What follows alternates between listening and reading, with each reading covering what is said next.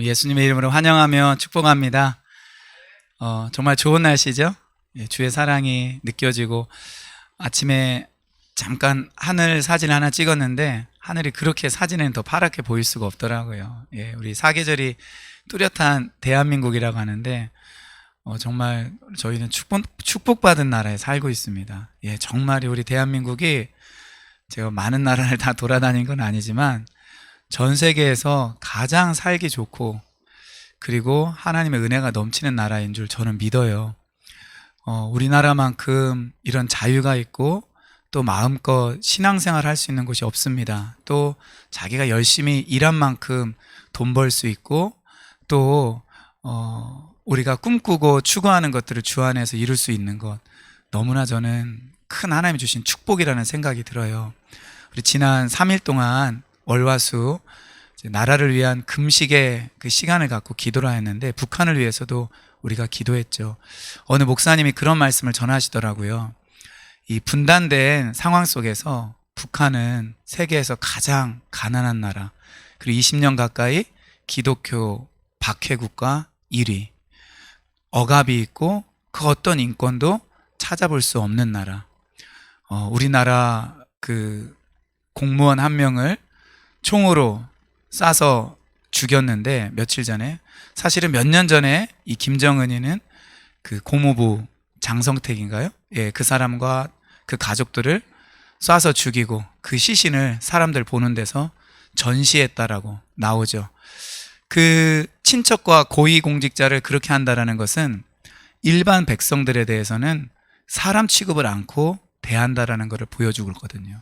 그러니까 이제 이 공산체제 주체사상의 이 북한 정권이 어떤 나라인지, 김정은이가 어떤 사람인지를 보여주고 알려주는 것입니다.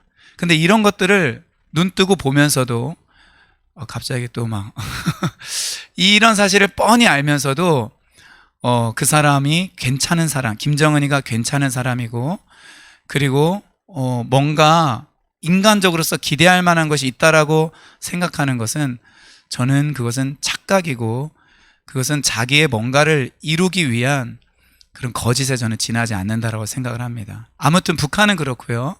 우리 대한민국은 어때요? 우리 K-팝이라는 말뿐만 아니라 K-방역이라는 말이 등장할 정도로 아무튼 전 세계적으로 어느 면을 보더라도 물론 부족한 부분이 있지만 여러 가지 면에서 하나님께서 은혜 주셔서 지금의 이 상황에까지 이르게 되었습니다. 우리가 이것으로 인해서 늘 감사하고 주님을 찬양하며 하나님 나를 향한 어떤 계획을 가지고 계신지 그것을 여러분들과 제가 늘 물어보고 나아갈 수 있기를 바라요. 오늘 시편 51편을 나눌 텐데 오늘 저의 설교 목적은 제 설교를 듣고 나서 시편 51편을 다 외워볼까? 이런 생각이 들도록 하는데 저의 설교 목적이 있고, 그래서 말씀을 좀 기억하고 우리 마음판에 새겨서 좀 이것이 평생의 우리 삶에 좀 지침이 되었으면 좋겠습니다. 읽다 보면은 익숙한 구절들이 몇 개 나와요. 또 이 시편 57편에 말씀을 가지고 지은 노래들이 많이 있습니다. 우리 고전 찬양 빠른 곡, 오 주여 나의 마음이 주께로 정해졌으니, 또 요즘에 나온 곡들, 내 영혼이 확정되고 확정되었사오니, 이 찬양도 있고 그 찬양도 있죠. 이 곡도 오래전에 이제 미국에서 작곡된 곡인데, 내가 만민 중에서 오 주께 감사하며, 이런 찬양들도 있고 많습니다. 또 최근에도 보니까 제가 갑자기 말씀을 좀 준비하고 생각난 곡인데, 하나님의 그늘 아래, 이렇게 부르는 곡들이 있는데, 또 많은 곡들이 찬양의 가사들을 배경으로 해서 지어졌는데 오늘 그 부분을 좀 나누도록 하겠습니다. 오늘이 9월 27일이나 시편 57편 묵상하는 날인데, 좀 말씀을 먼저 보면서 너무 은혜가 크고 이래서 각자 또 묵상할 부분이 있겠지만 오늘 설교 시간에 나누게 되었습니다. 57편 1절부터 11절까지를 저와 성도님들 교대로 읽겠습니다. 제가 먼저 1절 읽겠습니다. 하나님이여 내게 은혜를 베푸소서, 내게 은혜를 베푸소서. 내 영혼이 주께로 피하되 주의 날개 그늘 아래에서 이 재앙들이 지나기까지 피하리이다. 내가 지존하신 하나님께 부르짖으며 곧 나를 위하여 모든 것을 이루시는 하나님께로다. 그가 하늘에서 보내사 나를 삼키려는 자의 비방에서 나를 구원하실지라. 하나님이 그의 인자와 진리를 보내시리로다. 내 영혼이 사자들 가운데에서 살며 내가 불사르는 자들 중에 누웠으니 곧 사람의 아들들 중에라. 그들의 이는 창과 화살이요 그들의 혀는 날카로운 칼 같도다. 하나님이여, 주는 하늘 위에 높이 들리시며 주의 영광이 온 세계 위에 높아지기를 원하나이다. 그들이 내 걸음을 막으려고 그물을 준비하였으니 내 영혼이 억울하도다. 그들이 내 앞에 웅덩이를 팠으나 자기들이 그 중에 빠졌도다. 하나님, 하나님이여, 내 마음이 확정되었고 내 마음이 확정되었사오니 내가 노래하고 내가 찬송하리이다. 내 영광아 깰지어다. 비파야 수고마 깰지어다. 내가 새벽을 깨우리로다. 주여, 내가 만민 중에서 주께 감사하오며 문 나라 중에서 주를 찬송하리이다. 무릇 주의 인자는 커서 하늘에 미치고 주의 진리는 궁창에 함께요. 일어나이다. 하나님이여, 주는 하늘 위에 높이 들리시며 주의 영광이 온 세계 위에 높아지기를 원하나이다. 아멘. 오늘 읽은 시의 표제를 보면은 알다스엣에 맞춘 노래라고 이야기를 하고 있습니다. 일종의 음악 용어인데 멸하지 마소서라는 그런 뜻을 가지고 있다고 해요. 굉장히 좀 다급한 그런 느낌을 주는 용어인데 표제에 또 나오는 것처럼 다윗이 사울을 피하여 굴에 있던 때라고 이야기를 하고 있습니다. 이스라엘 사람들이 제일 존경하는 왕이기도 하고 또 전 세계 사람들이 또 좋아하는 그런 왕 다윗은 우리가 잘 알고 있는 것처럼 왕이 되기 이전에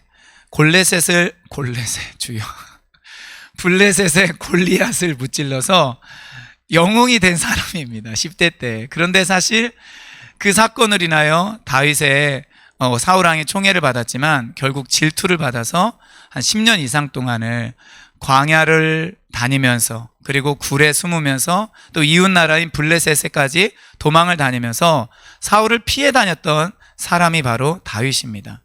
그런 과정 속에서 이 다윗이 굴 속에까지 들어가서 숨게 되었는데 아마 그때 다윗이 만들었던 그 시, 믿음의 고백을 하나님께 드렸던 시인 것 같습니다. 그 부분을 우리 좀 1절부터 살펴보도록 하겠습니다. 하나님이여 내게 은혜를 베푸소서, 하나님이여 내게 은혜를 베푸소서 이렇게 나와 있는데 다른 우리말 성경을 보면은 하나님이여 나를 불쌍히 여기소서 이렇게 나와 있어요. 이 히브리어는 불쌍히 여기소서 또 은혜를 베푸소서 이렇게 다 번역이 될 수 있는 것이기 때문에 아마 개역 한글에는 불쌍히 여기소서로 나와 있는 것 같은데 개역 개정에서는 은혜를 베푸소서라고 이야기를 하고 있습니다. 그러면서 말을 합니다. 내 영혼이 주께로 피하되 주의 날개 그늘 아래에서 이 재앙들이 지나기까지 피하리. 지금 다윗이 어디로 피하고 있냐면은 하나님의 날개 그늘 아래로 피하고 있고 하나님에게 날개가 있나요? 네, 하나님에게 날개는 있는지 없는지 잘 모르겠습니다. 아마 없지 않을까 생각이 들어요. 천사는 날개가 있나요? 그렇죠. 천사도 날개가 있는 천사가 있고 날개가 없는 천사도 있을 거예요. 그런데 하나님의 날개라는 것은 결국 은유적인 표현입니다.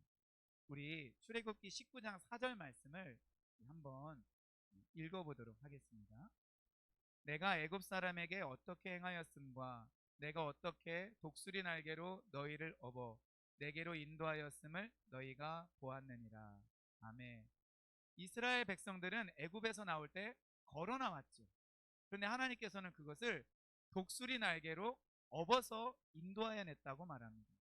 그럼 이 독수리는 공중에 나는 독수리일까요? 아니에요. 여기 독수리 날개라는 것은 결국 하나님의 날개이고 이것은 하나님의 권능과 힘으로 그리고 그의 백성들을 보호해주는 그 보호막이라는 것을 우리가 알 수가 있습니다. 그런데 그 하나님의 날개에 또 그늘이 있다라고 말해요. 이 유대는 그 특성상 낮에 굉장히 열기가 강한 햇볕이 있습니다. 그래서 이 햇빛을 직접 받으면은 굉장히 덥고 따갑기 때문에 그늘이 필요합니다. 그래서 그늘은 태양의 열기로부터 보호해 주는 거예요. 그래서 이 그늘이라는 말 자체도 보호라는 그런 의미를 가지고 있습니다. 그래서 다윗은 하나님의 날개 그늘 아래로 피한다라고 이야기를 하고 있어요. 그러므로 하나님의 날개 그늘이라는 것은 이 세상에서 가장 안전하고 그리고 가장 완벽한 피난처가 되는 것입니다. 여러분, 우리가 이 서울 같은 경우에는 각 동네마다 전쟁이 나거나 아니면 아주 위험한 그런 상황이 생기게 되면은 대피소가 있어요. 그쵸? 아파트 무슨 지하라던가 아니면 학교도 그럴 수 있고 몇몇 대피 장소가 있습니다. 그 대피 장소의 특징이 뭐냐면은 안전하다라는 거예요. 가장 큰 특징이 안전하다라는 것입니다. 그런데 이 세상에서 가장 안전한 곳은 어디냐? 그곳이 바로 하나님의 그 날개 그늘인 줄 믿습니다. 그래서 시편 17편 8절에서도 다윗은 비슷한 고백을 하고 있어요. 우리 함께 읽어보도록 하겠습니다. 나를 눈동자같이 지키시고 주의 날개 그늘 아래에 감추사. 아멘. 이렇게 이야기를 하고 있습니다. 다윗은 이곳에 숨어 들어갔어요. 그리고 재앙이 지나갈 때까지 이곳에 있겠다라고 이야기를 하고 있습니다.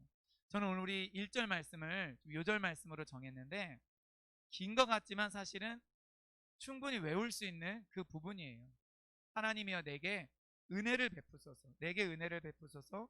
내 영혼이 주께로 피하되 주의 날개 그늘 아래에서 이 재앙들이 지나기까지 피하리이다. 여러분, 우리가 어렵고 힘들 때마다 하나님께 늘 피할 수 있기를 주의 이름으로 축원드립니다. 2절에 보니까 내가 지존하신 하나님께 부르짖는다라고 말합니다. 지존하신 하나님, 이 지존하신 하나님이 구약 성경에서 제일 먼저 쓰인 곳이 있어요. 창세기 14장 18절인데 우리 그 부분을 한번 읽어보도록 하겠습니다. 시작. 살렘 왕 멜기세덱이 떡과 포도주를 가지고 나왔으니 그는 지극히 높으신 하나님의 제사장이었더라. 아멘. 지극히 높으신 하나님, 똑같은 히브리어로 존귀하신, 지존하신 하나님이라는 표현입니다. 이제 엘 엘론이라고 히브리어는 이야기를 하고 있는데, 여러분, 우리가 이 세상에 피할 때 하나님의 그늘 아래 피해야 되는데 왜 하나님의 그늘 아래냐? 하나님이 가장 높으시고 존귀하기 때문에 그래요. 여러분, 청와대도 청원 사이트 있는 거 우리 다 아실 거예요. 이 사이트가 만들어진 목적은 정말로 어디에다 호소할 데가 없고 정말로 나를 도와줄 사람이 없는 경우에 정말 말 그대로 거기에라도 올리는 거죠. 근데 요즘에는 좀 목적이 바뀌어서 여론몰이의 성격도 없지 않아 있지만 그래도 나라의 최고 권력자에게 좀 누가 해결해 줄 수 없는 이 문제를 조금 해결해 줬으면 하는 바람으로 사연을 올리는 거죠. 그런데 하나님이 이 세상에서, 이 우주에서 가장 높고 존귀하신 분이라는 겁니다. 그분이 소송을 맡아주시고 그분이 우리의 억울한 사정을 가장 잘 아시기 때문에 그 문제를 가장 잘 해결해 주신다라는 거예요. 그래서 다윗은 내가 지존하신 하나님께 부르짖는다 라고 이야기를 하고 있습니다. 여러분, 우리가 의지할 만한 사람들이나 또 내가 좀 안심할 만한 상황이 아니라 할지라도 지존하신 하나님, 그분께 우리가 나아가서 2절 후반부에 나와 있는 것처럼 우리가 주님께 부르짖고 모든 것을 이루시는 하나님께 우리가 맡기기를 바랍니다. 그런데 여기에 보면은 재밌는 것이 하나 있어요. 나를 위하여 모든 것을 이루시는 하나님이다 라고 이야기를 하고 있는데 히브리 성경을 보면은 이 모든 것이라는 이 표현이 없어요. 비어 있습니다. 그런데 우리말에서는 모든 것이라는 말을 집어넣었어요. 만약에 여러분들이라면은 나를 위하여 땡땡땡을 이루시는 하나님이다 라고 되어 있을 때 그 땡땡땡에 무엇을 혹시 집어넣으시겠어요? 나를 위하여 이것을 이루시는 하나님이다. 영어 성경을 보면은 크게 두 가지로 나뉘어져 있더라고요. 첫째는 나를 위하여 보호하시고 변호하시는 그 보호를 이루신 하나님. 그리고 또 하나는 나를 위한 목적을 이루시는 하나님.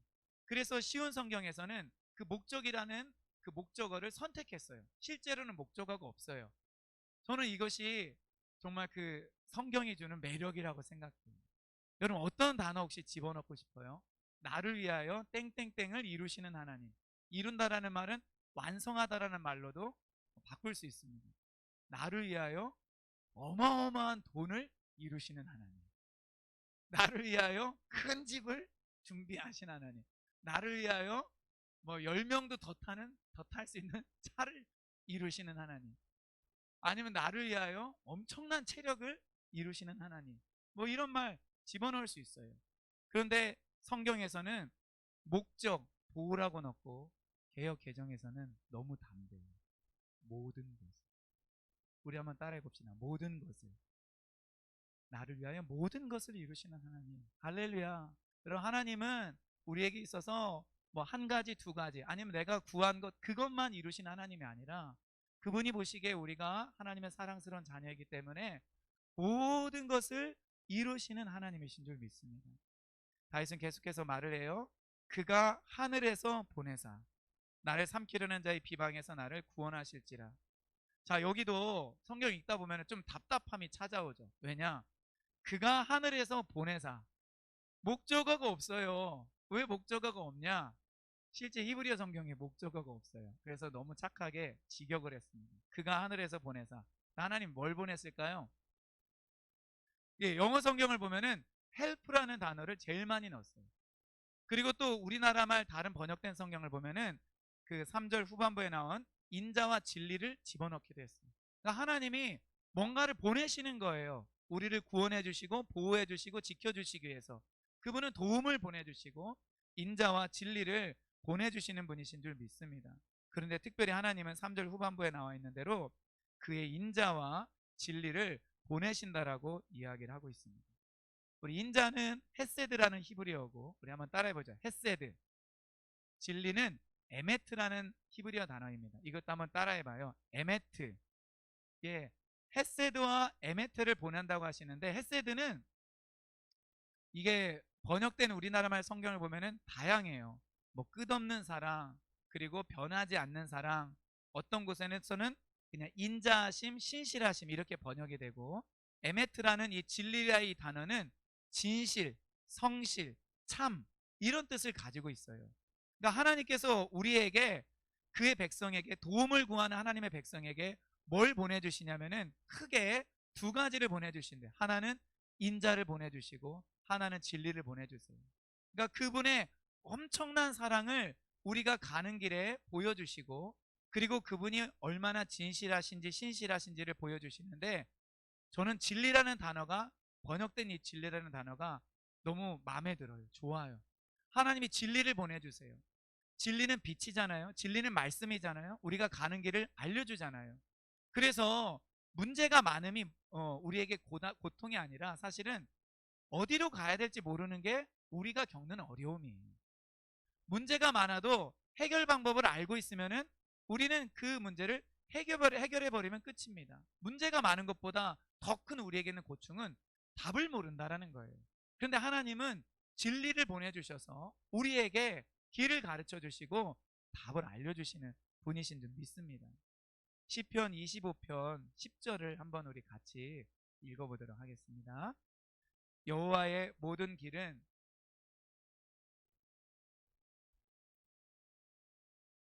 아멘. 정말 이런 표현은 저는 솔직히 말하건대, 다시 한번 말씀 보여줄래요? 어려운 표현이죠. 해석하기가 조금 처음에는 망설여져요. 여호와의 길은 인자와 진리로다. 그의 언약과 증거를 지키는 자.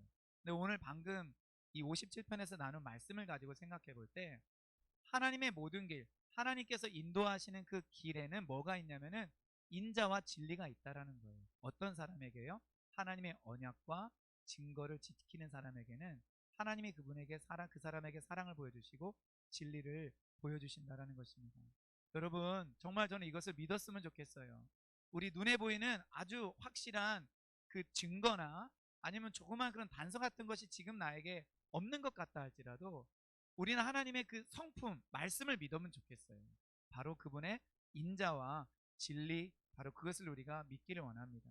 이것이 10절에 확대되어서 나오고 있어요. 57편 10절에 보니까 무릇 주의 인자는 커서 하늘에 미치고 주의 진리는 궁창에 이르나이다. 자, 보세요. 하나님이 인자를 보내주시는데 그 인자가 얼마나 커요? 너무너무 커서 이 인자가 하늘에까지 미친대요. 그리고 그 진리는 어디에까지요? 궁창에 이른대요. 이 궁창이라는 단어는 구름이라는 뜻도 가지고 있어요. 그래서 다른 번역을 보면 구름이라고 되어 있어요. 여러분, 어떤 구름은 높은 산에 걸쳐 있는 구름도 있어요. 그런데 어떤 구름은 산보다 훨씬 더 높은 곳에 있는 구름도 있습니다. 비행기 타보셨죠? 그렇죠? 비행기 타다 보면은 이렇게 이륙을 하고서 쭉 가다가 구름이 있잖아요. 비행기가 구름 밑에 있어요? 구름 위에 있어요? 구름 위로 가잖아요. 계속 날다 보면은. 그러니까 그 비행기 밑에 구름이 있는데 그 구름까지도 사실 엄청난 높이인 거예요. 근데 하나님의 그 진리가 구름까지 단대요.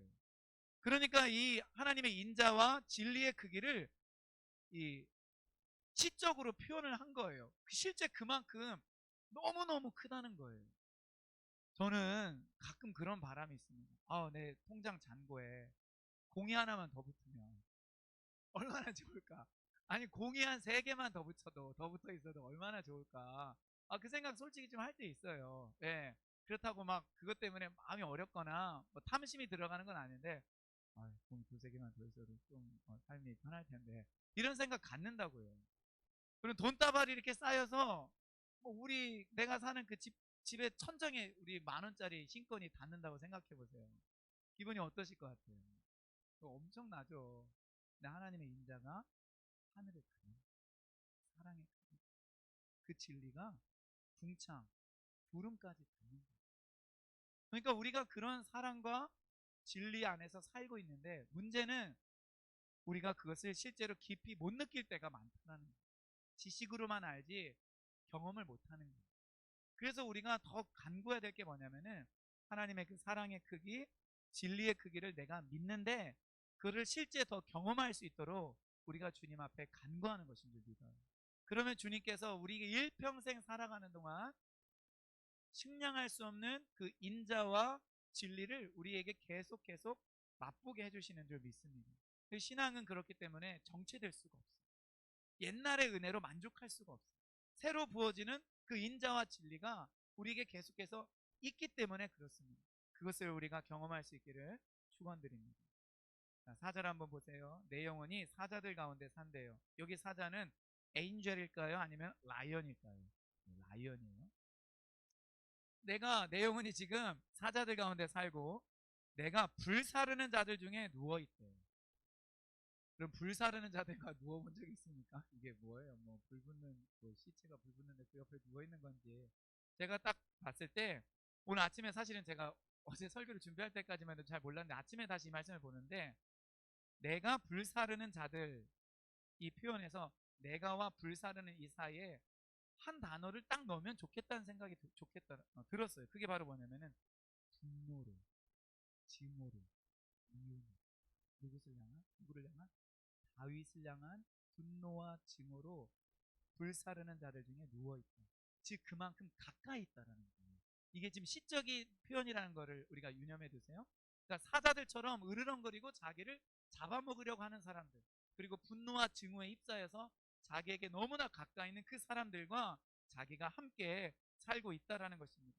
그들의 이빨 치아는 뭐예요? 창과 화살이고 그들의 혀는 날카로운 칼과 같다라고 말을 하고 있습니다. 그러니까 자신의 상황이 그만큼 위험하고 위중하고 힘든 가운데 있다라는 것을 다윗이 표현을 하고 있습니다.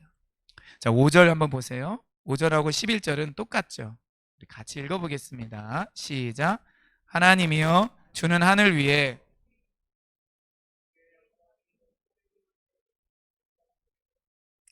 아멘. 우리 11절 나눌 때 하도록 하겠습니다. 자, 6절을 한번 가보죠.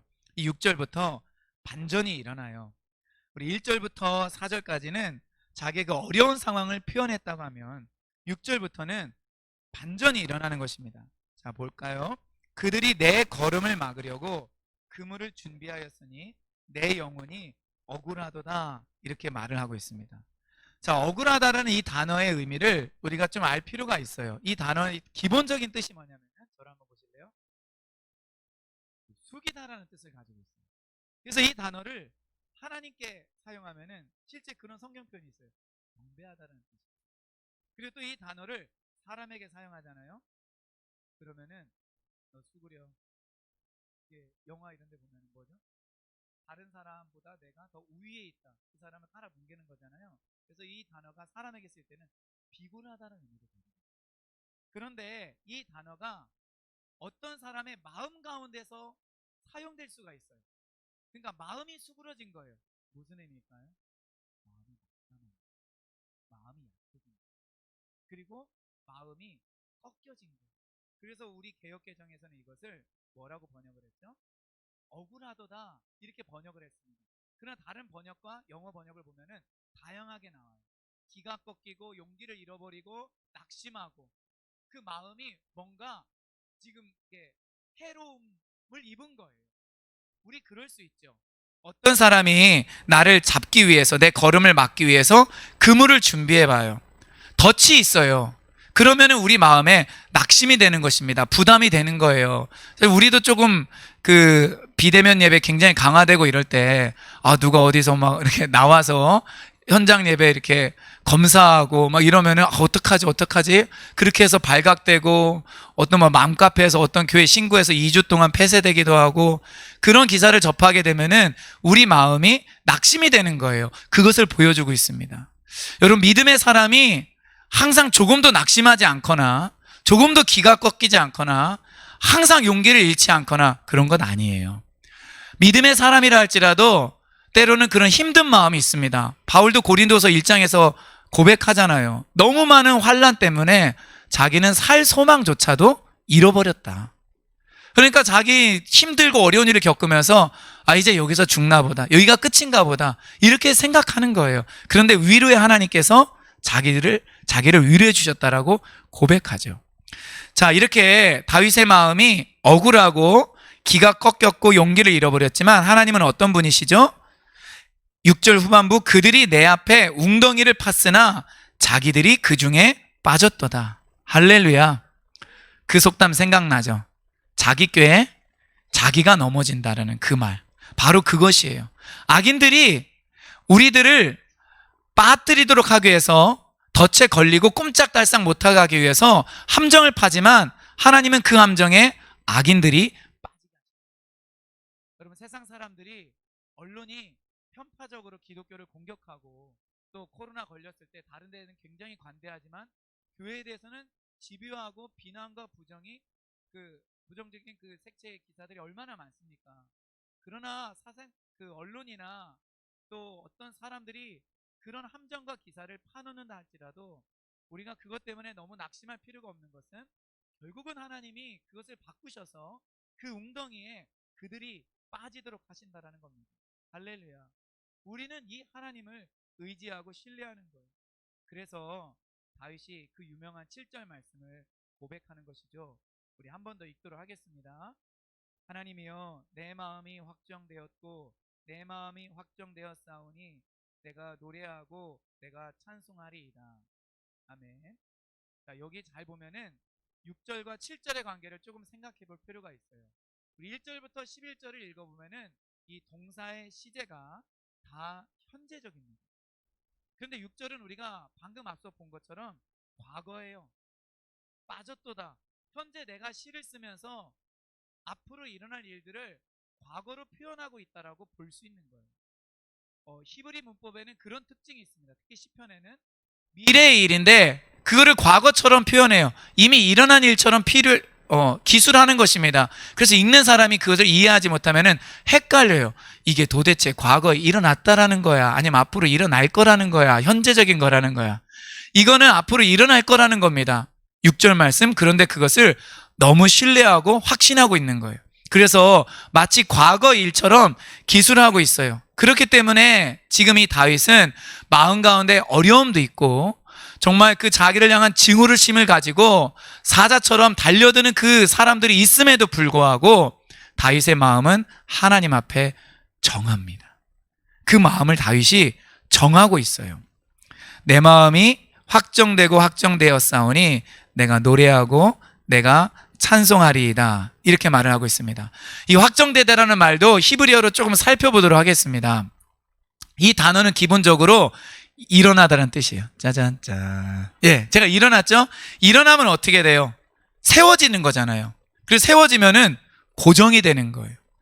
잘 흔들리지 않는 거예요. 그래서 이 히브리어 단어는 굉장히 다양한 의미로 쓰입니다. 근데 우리나라 말에서는 지금 그것이 확정되었다, 정해졌다, 결정됐다, 이렇게 번역을 하는 거예요. 일어섰기 때문에, 세워졌기 때문에 정해졌다라는 거예요. 여러분, 사람의 마음, 특별히 우리 믿는 자의 마음은 이렇게 정해지는 것이 필요해요. 그러니까 환경에 따라서 여기 갔다가 뭐 저기 갔다가 뭐 앉아 있다가 이게 아니라 내가 하나님께 나의 신뢰와 나의 삶을 맡기고 나아갈 때는 딱 밑에 말씀을 기반으로 해서 나의 다리를 내딛고 이렇게 딱 마음과 뜻을 정하고 서 있는 것입니다. 흔들리지 않는 거예요. 때로 이렇게 유연할 필요가 있지만은 타협하면 안 돼요. 예. 믿음 생활이라는 게 그거예요. 그래서 다윗이 지금 내 마음이 확정되고 내 마음이 확정되었다. 시에서, 특별히 히브리 시어에서 반복하는 것은 강조예요. 그 시편을 읽어보면은 왜 이렇게 또 반복하지? 이런 것들이 많이 나와. 이거는 강조하고 있다는 것입니다. 다윗은 자기 마음을 정말 하나님 앞에 이미 정했어요. 결정했어요. 그 복음성가 그거 있죠. 저는 그 찬양 참 좋아요. 내 마음은 정했어요. 변치 말게 하소서. 그 내일 일은 남 몰라요. 거기에 나오는 그 노래잖아요. 내 마음은 정했어요. 딱 일어서서 하나님 앞에서 그 태도를 분명하게 했다라는 것입니다. 여러분, 우리는 이러한 마음의 태도를 가져야 됩니다. 이 마음의 태도를 가지고 다윗이 하나님께 하는 게 뭐냐? 노래하고 하나님을 찬양하는 거예요. 이 노래는 당연히 어떤 노래일까요? 기쁨의 노래예요. 즐거움의 노래예요. 감사의 노래입니다. 여러분, 어떤 노래는 굉장히 우울하고 슬픈 노래들 많아요. 세상 노래들 보세요. 지응우와 요즘 노래는 막 욕설도 있고, 뭐 세상 가요 자체는 그 가사 자체가 우울하고 암울한 게 많습니다. 네. 그래서 자살한 가수들 보면은 그들이 불렀던 그 노래 가사말에 벌써 그런 부정적이고 죽음을 상징하는 것들이 많다라고 하잖아요. 여러분, 우리가 하나님 앞에 부를 노래는 뭐냐면은 이 즐거움과 기쁨과 감사의 노래. 암울한 환경과 상황 속에서도 하나님의 날개 그늘 아래 내가 있기 때문에 내가 그분의 보호를 받는다라는 그 믿음을 가지고 부르는 그 노래가 되어야 될 줄 믿습니다. 그리고 찬양을 하죠. 그래서 시편 122편 7절을 한번 보면은 이런 고백이 있습니다. 함께 읽겠습니다. 그는 흉한 소문을 두려워하지 아니하며 여호와를 의뢰하고 그의 마음을 굳게 정하였도다. 아멘. 살다 보면 흉한 소문 많이 듣죠. 요즘에는 특히 더 많습니다. 우리는 그런 흉한 소문을 두려워하지 않아야 됩니다. 여호와를 의뢰하고 우리의 마음을 굳게 정하였도다. 확정되었다라는 히브리 단어와 똑같은 지금 단어거든요. 우리 마음을 굳게 정하실 수 있기를 주님의 이름으로 축원드립니다. 자, 우리 앞뒤에 계신 분들랑 한번 인사합시다. 오늘 굉장히 많이 모이셨는데요. 네. 우리의 마음을 정합시다. 우리 그렇게 한번 인사하겠습니다. 아멘. 자, 그리고 다윗이 지금 명령을 하고 있어요. 8절 봅시다. 유명한 말씀이죠. 같이 읽어요. 내 영광아 깰지어다. 비파야 수금아 깰지어다. 내가 새벽을 깨우리로다. 아멘. 자, 어려운 상황에 또 직면했네요. 해석하기가 어려운. 내 영광아 깰지어다. 무슨 의미일까요? 사실 이런 거 해석하기는 좀 어렵습니다. 근데 하나님께서 좀 지혜를 주세요. 계속 연구하고 또 기도하고 이러다 보면은 영광이라는 이 단어는 히브리어 단어를 찾아보면은 무겁다라는 그 단어와 같은 그 어근을 가지고 있습니다. 그러니까 영광아 깰지어다. 내 영광아 깰지어다. 이렇게 하면은 우리가 뭐 영광을 받고 하나님의 영광 받고 이런 단어가 아니고 제가 봤을 때는 무게감을 말하는 거예요. 그러니까 내 속에 있는 무게감을 갖고 있는 그 중심, 그 중심성, 무게추의 역할을 하는 것, 그것을 향해서 깨어나라고 말을 하는 거예요. 그래서 어떤 성경을 보면은 내 영혼아로 번역을 하고 있어요. 왜냐하면 우리 영혼이 우리에게 있어서 무게감을 갖고 있고 무게추를 갖고 있는 것이기 때문에 그래요. 그래서 우리에게 있어서 가장 중요하다고 생각하는 것, 나의 무게추 역할을 하는 것을 향해서 더 깨어나라, 깨어나라 이렇게 말하는 거예요. 잠들지 말고 잠잠하지 말고 그냥 멍하지 말고, 요즘 표현을 하면은 뭐 때리지 말고 깨어나라 라고 말하는 것입니다. 그뿐만 아니라 누구에게도 깨어나라고 해요? 비파야, 수구마, 당시 가장 많이 쓰는 그 현악기들을 향해서도 깨어나라고 하는 거예요. 그럼 뭐 걔네들이 뭐 어디 막 SF 영화처럼 갑자기 막 연주를 하기 시작해서 그거 아니죠. 찬양하라는 거예요. 모든 악기들을 동원해서 찬양하고 또 자기가 그렇게 한다라는 것이고, 다윗은 제 생각에는 도망 다니는 도중에도 이 수금을 갖고 다니면서 저는 연주했다고 생각해요. 사울왕 앞에서 연주했던 그 수금을 연주하면서 다윗은 하나님을 찬양했을 것입니다. 그리고 내가 새벽을 깨우리로다 이렇게 이야기를 하는 거예요. 새벽은 하루의 첫 시간이죠. 새벽을 깨운다라는 것은 결국 하루를 깨우는 거예요. 시간을 깨우는 것입니다. 찬양으로, 하나님을 향한 신뢰로, 감사로 깨우는 거예요. 자기 영혼이 깨어나고, 그리고 자기가 할 수 있는 그런 악기들을 동원해서 시간을 깨우고 있는 것입니다. 여러분, 우리 그리스도인들은 어떤 사람이냐? 시간을 깨우는 사람이에요. 우리 그리스도인들은 사람들의 그 가장 깊은 곳에 있는 그 중심을 깨우는 사람입니다. 그래서 그것으로 인하여 주님을 높이고 경배하고 찬양하는 것인 줄 믿습니다. 그 내용이 뭐냐? 9절에 나오는 거예요. 우리가 깨어나서 뭘 할 것인가? 주여, 내가 만민 중에서 주께 감사하오며 문 나라 중에서 주를 찬송하오리다. 우리가 하나님 앞에 드릴 수 있는 가장 아름다운 것, 감사와 찬양이에요. 처음에는 우리가 우리의 문제, 좀 급하게 해결해야 될 것들을 가지고 주님 앞에 나와 기도를 합니다. 그런데 우리의 기도가 깊어지고 또 인생 속에서 하나님이 나를 신실하게 인도하는 걸 깨달으면은 우리가 기도를 하거나 찬양을 하거나 아니면 다른 일을 할 때 먼저 하나님 앞에 감사와 찬양을 드리는 것이 옳습니다. 그래서 시편을 읽어보면은 감사와 찬양이 짝꿍처럼 많이 나와요. 또 우리가 좋아하는 그 찬양도 있죠. 감사와 찬양 드리며 주 앞에 나아가세. 그래서 우리가 항상 감사할 수 있기를 바랍니다. 찬양할 수 있기를 바랍니다. 그런데 만민 중에서 한대요. 문 나라 중에서 한대요. 저 이거 읽어보면서 정말 버스킹하고 싶다는 생각이 들었어요. 사람들이 있는 곳에서. 왜냐하면 지금 이 다윗이 혼자 몰래 하는 것이 아니거든요. 많은 사람들이 있는 곳에서, 게다가 이스라엘을 뛰어넘어서 그 열방 가운데서 나는 하나님을 찬양하고 높일 것이다 이렇게 고백하는 거예요. 우리는 하나님을 향한 찬양과 이 복음 선포를 부끄러워하지 않아야 됩니다. 사람들 많이 있는 곳에서 부끄러워하지 않아야 돼요. 갑자기 좀 생각나는 간증이 있는데, 호주에서 말씀 사역을 하고서 좀 몇 년 전 된 이야기인데, 호주에서 말씀 사역을 하고서 비행기를 타고 우리나라에 이제 오는데 그 차 안에서 옆에 앉은 어떤 성악가를 만나게 됐대요. 근데 그 성악가가 자기가 참석했던 어떤 그 공연에서 이제 찬양을 불렀던 성악가인데, 이 사람이 자기는 그런 노래를 하지만은 예수님을 믿지 않는다고 말하면서 기독교에 대해서 굉장히 공격적으로 비난을 하는 말을 했다라고 합니다. 그래서 이 목사님이 이제 비행기 아닌데 조금 소곤소곤 대화를 하고 이래야 되잖아요. 근데 이분이 그거를 분명하게 얘기를 하니까 어떻게 대답을 해야 되나 이렇게 고민을 하다가 나중에는 당신은 반드시 지옥에 갈 거라고 말했대요.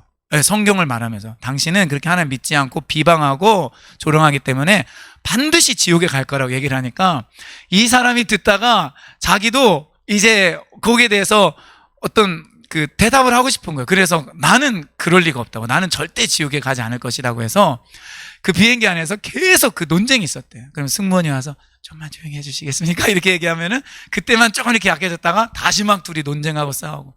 그래서 이제 계속 가는 도중에 이야기를 하고 목사님은 또 기도하고 이러면서 나중에는 이 청년이 그 옆에 있는 사람이 그 자세가 낮아진 거예요. 꺾인 거예요. 그래서 그 비행기 로비에서 예수님께 무릎을 꿇고 영접하는 기도를 했대요.